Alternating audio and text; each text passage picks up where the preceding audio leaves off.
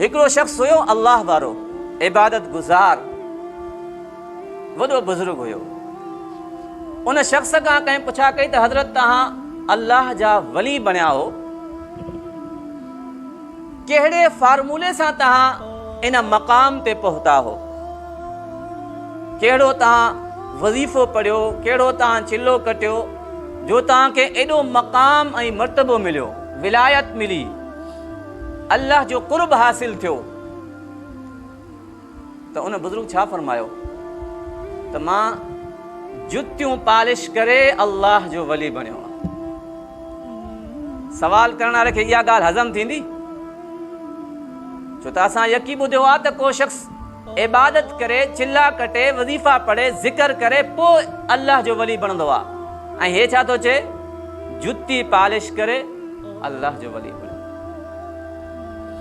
त साहिल चयो हज़रत मूंखे ॻाल्हि सम्झ में न आई त जुती पालिश करण सां को वली कीअं थो बणी सघे?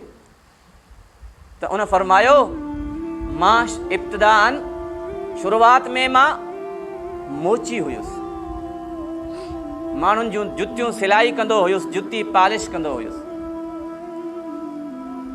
ऐं जॾहिं बि मां कंहिं शख़्स जी जुती पालिश कंदो हुयुसि या सिलाई कंदो हुयुसि, उन वक़्तु मां इहा नियत कंदो हुयुसि, या अल्लाह, हे तुंहिंजो को नेक बानो पाए करे तुंहिंजे घर जी तरफ़ ईंदो। पैसा त उहो ई वठणा आहिनि न पालिश जा, लेकिन हर पालिश जे वक़्तु उन नेक नियती कई त ही मुंहिंजी पालिश सां कोई शख़्स इन जुती खे पाए करे अल्लाह जे घर जी तरफ़ ईंदो। बस इन नियत जे करे अल्लाह साईं मूंखे इहा विलायत नसीब कई। वमा ख़लक़तुल जिन्न वल इंस इल्ला लियअबुदून।